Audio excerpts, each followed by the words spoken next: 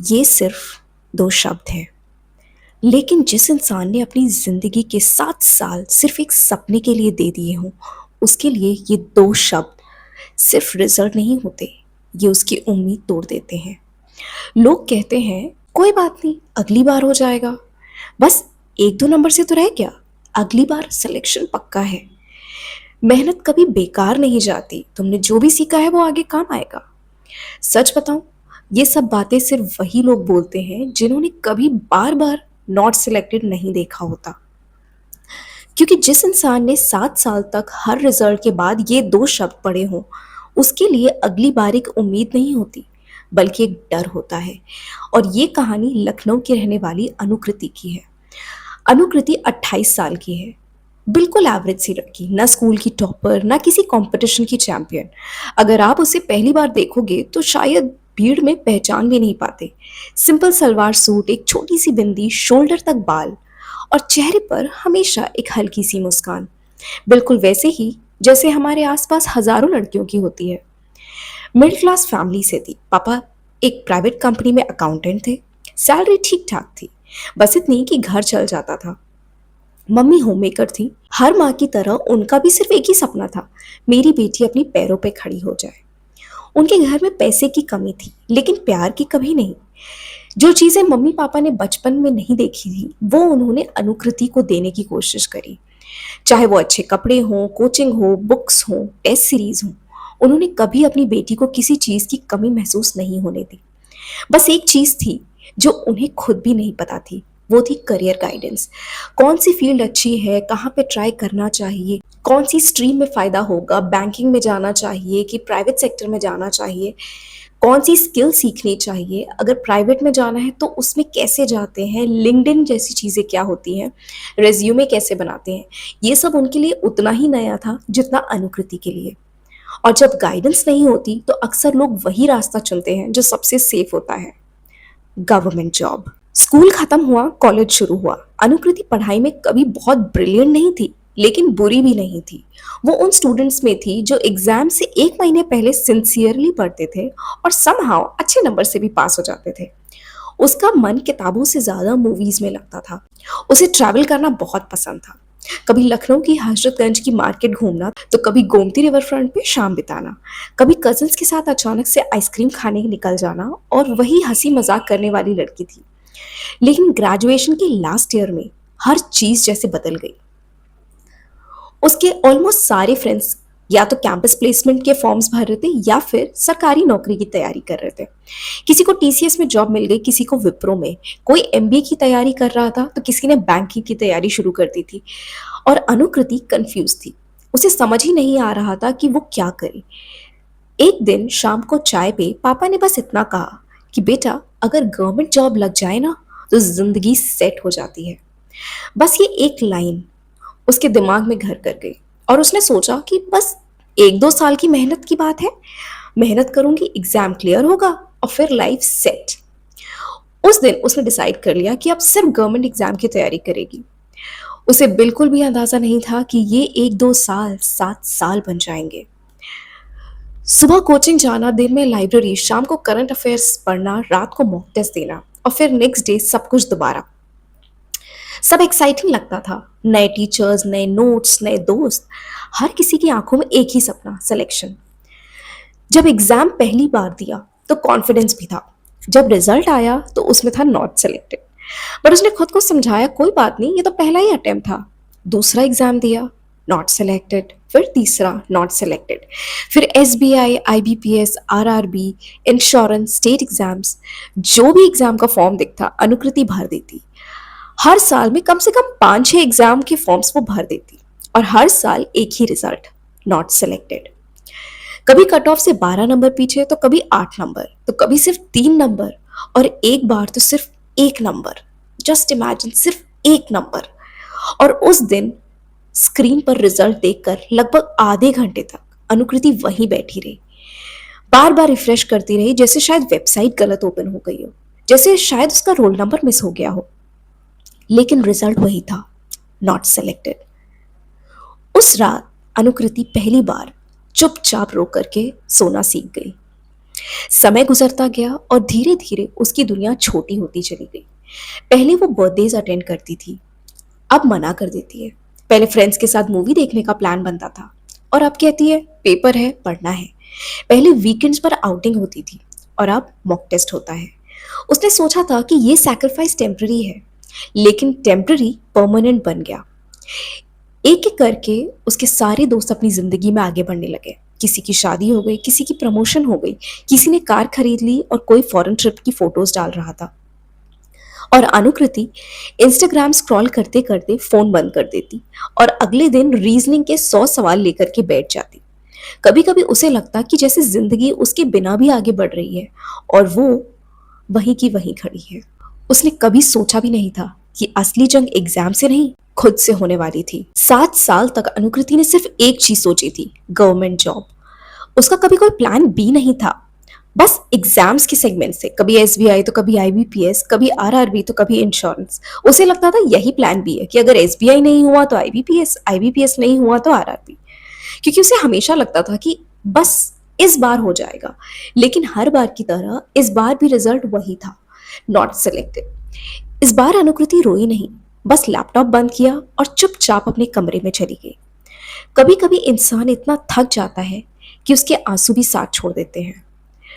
उस दिन के बाद किताबें टेबल पर तो रखी थी, लेकिन खुलती नहीं थी। करंट अफेयर्स की मैगजीन हर महीने आती थी, लेकिन उनका प्लास्टिक कवर भी नहीं उतरता था। मॉक टेस्ट का टाइमर शुरू होता था, पर सिर्फ 5 मिनट के बाद ही वो स्क्रीन बंद कर देती थी। पहली बार उसे पढ़ने से डर लगने लगा था। ये वही लड़की थी जो 7 साल से रोज लाइब्रेरी जाती थी और अब लाइब्रेरी के सामने से गुजरना भी उसके लिए मुश्किल हो रहा था। एक दिन मम्मी ने उससे पूछा कि बेटा पढ़ाई नहीं कर रही? अनुकृति ने मुस्कुराने की कोशिश की और बोला, कर लूंगी मम्मी। लेकिन वो कर लूंगी कभी नहीं आया। पापा ने भी समझाने की कोशिश करी कि बस थोड़े ही मार्क्स से तो रह जाती हो बेटा, एक लास्ट ट्राई और दे दो, अभी एज भी है, कल को रिग्रेट हुआ तो। अनुकृति जानती थी पापा गलत नहीं कह रहे थे, वो सिर्फ उसके फ्यूचर से डर रहे थे और शायद वो खुद भी डर रही थी। उसे भी लगता था कि व्हाट इफ सच में अगले अटेम्प्ट में हो गया तो। ये सोच करके वो दोबारा पढ़ने बैठ गई। बुक्स खोली, पेन उठाया, पहला पेज पढ़ा, दूसरा पेज पढ़ा और अचानक से उसकी आंखों से आंसू गिरने लगे। उसने किताब बंद कर दी और धीरे से खुद से कहा, मुझसे नहीं हो रहा। ये शब्द बोलने में उसे 7 साल लग गए, लेकिन असली दर्द अभी बाकी था। डिनर टेबल पर बात चल रही थी। पापा ने प्यार से कहा, बेटा थोड़ा और फोकस कर लो, हो जाएगा। और मम्मी ने फट से बोल दिया, पूरा दिन तो फोन पे रहती हो, अगर पढ़ लोगी तो सिलेक्शन जरूर होगा। देखो तुम्हारे दोस्तों को सबका हो गया, उनसे पूछो वो कैसे पढ़ते थे। ये पहली बार नहीं था जब कंपैरिजन हुआ था, लेकिन पता नहीं क्यों इस बार ये बात सीधे दिल में उतर गई।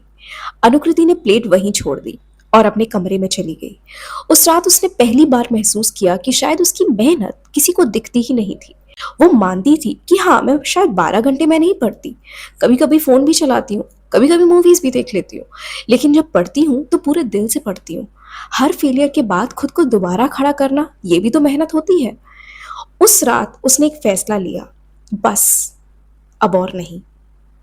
अगली सुबह 7 साल में पहली बार उसने बैंकिंग का सिलेबस नहीं खोला, उसने गूगल खोला और सर्च किया how to make a resume.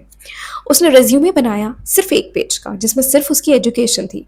Experience zero, skill zero, internship कोई भी नहीं, सर्टिफिकेट्स नन। 7 साल की प्रिपरेशन रेज्यूमे में सिर्फ एक गैप बन के रह गई थी।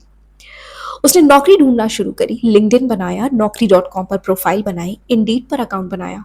हर रोज कम से कम 50 कंपनीज में अप्लाई करती। सुबह उठते ही अप्लाई करना, लंच के बाद अप्लाई करना, रात को सोने से पहले अप्लाई करना। हर बार एप्लीकेशन सबमिटेड, लेकिन फोन नहीं आया। 1 हफ्ता, 2 हफ्ता, 1 महीना, साइलेंस।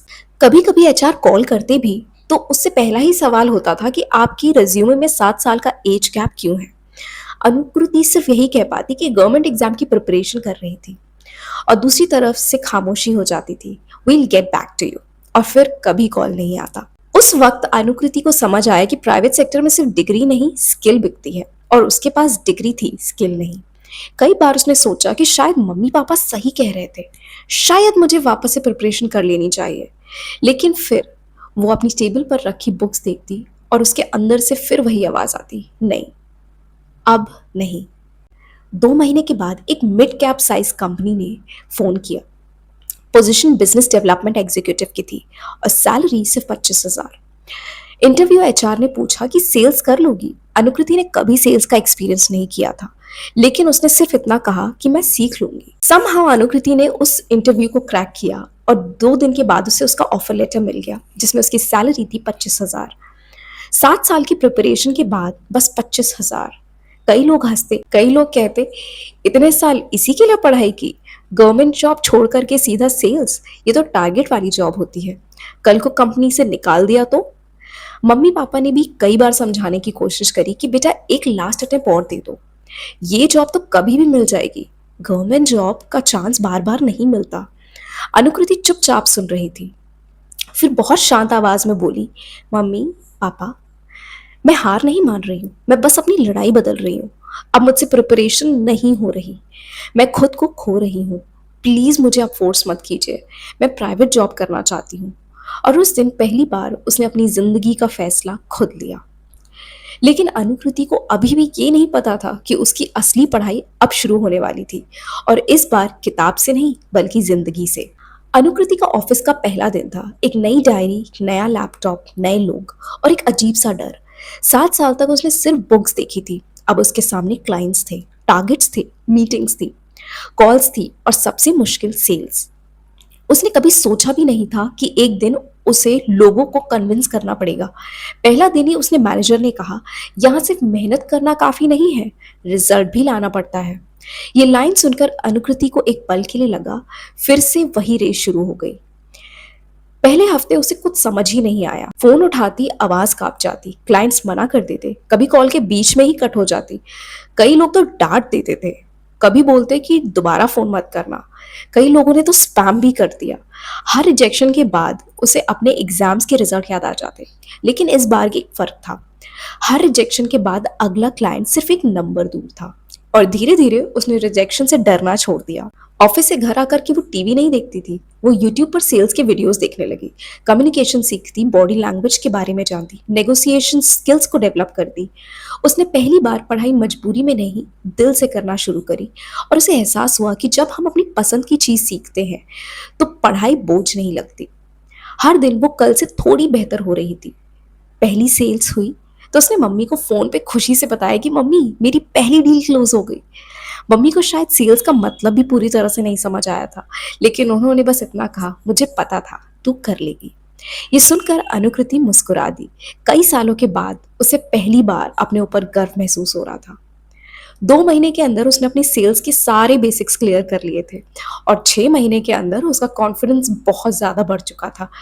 और अब वो लड़की जो कभी इंटरव्यू में आंख उठा करके बात नहीं कर पा रही थी, अब वही क्लाइंट्स के सामने प्रेजेंटेशंस दे रही थी।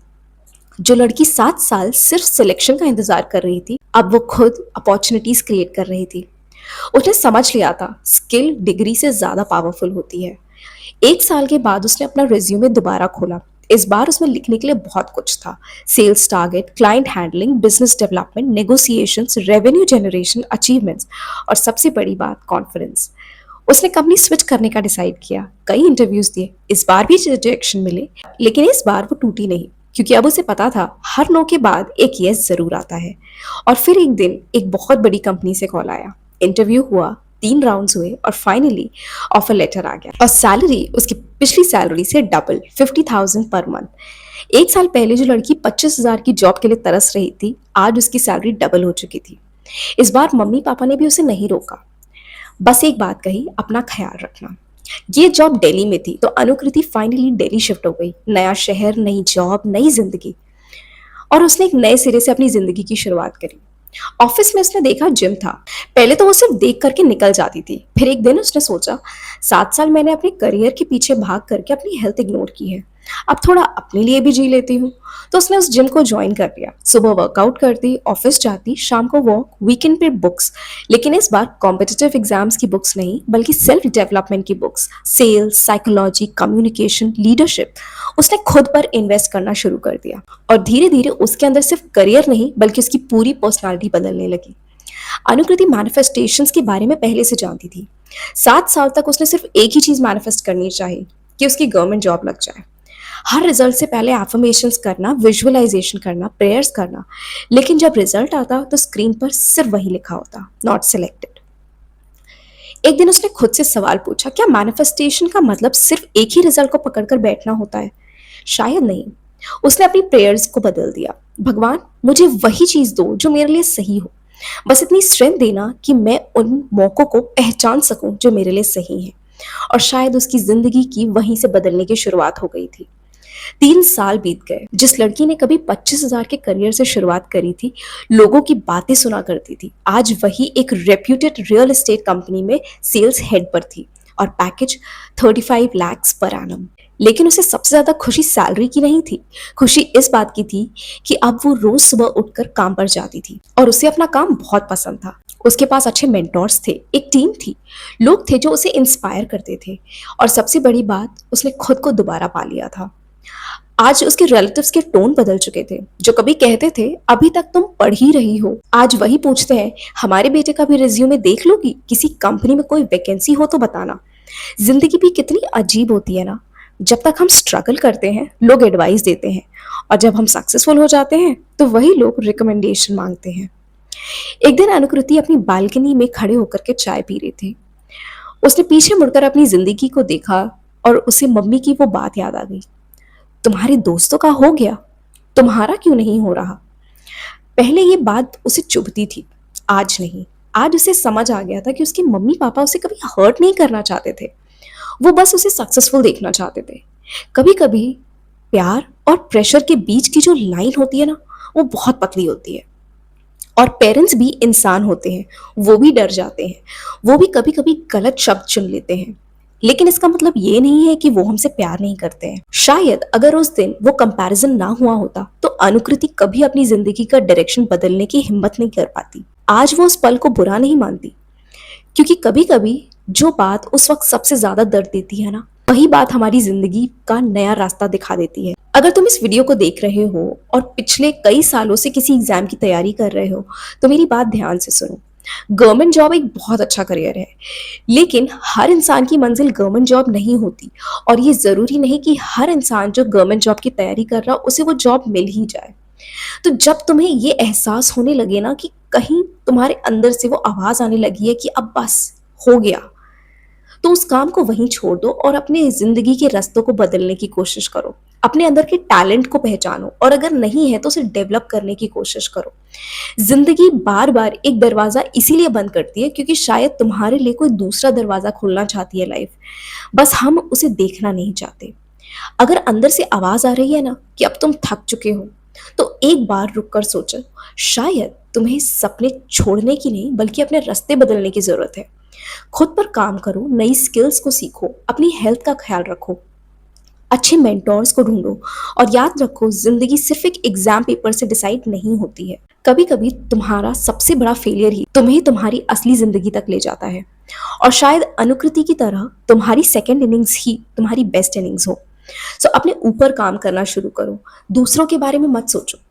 जब तक तुम अपने जीवन में कहीं नहीं पहुंचते, हर कोई तुम्हें मदद करने की कोशिश करता है, तुम्हारे लिए रास्ते बनाने की कोशिश करता है, पर कई बार हमारी जिंदगी में कोई बदलाव सिर्फ इसलिए नहीं आता क्योंकि हम सिर्फ दूसरों की सुन रहे होते हैं और अपने मन की नहीं करते। तो अब इट्स टाइम कि तुम अपने ऊपर काम करो, अपने सपनों के बारे में सोचो, खुद के लिए डिसीजंस लेना शुरू करो। और जब तुम अपने लिए वो स्टैंड लोगे, अपनी लाइफ को इम्प्रूव करने की कोशिश करोगे, धीरे धीरे रास्ते खुल जाएंगे। जरूरी नहीं है कि तुम 100 से ही स्टार्ट करो, कभी कभी तुम 0 से भी स्टार्ट कर सकते हो। हर एक की लाइफ सेम नहीं होती, किसी की लाइफ प्रिविलेज के साथ शुरू होती है तो किसी की प्रिविलेज से बहुत नीचे, किसी के पास बेसिक सब्सिस्टेंस भी नहीं होता तो शायद उनकी लाइफ नेगेटिव से स्टार्ट होती है। तो लाइफ की रेस में हम सब एक ही जगह पे नहीं होते, लेकिन अपॉर्चुनिटीज एक ऐसी चीज है कि तुम जहां पर भी हो वहां से धीरे धीरे आगे बढ़ सकते हो सकता है तुम्हें ए से बी तक पहुंचने में 10 साल का समय लगे और किसी को शायद सिर्फ 5 साल का, पर इसका मतलब ये नहीं है कि तुम ए से बी नहीं पहुंचोगे। अपने रास्तों को ढूंढो, खुद पे काम करो, खुद पे भरोसा करो। तुमने जो सपने देखे हैं वो जरूर पूरे होंगे, तुम्हें शायद सिर्फ रास्ता बदलने की जरूरत है।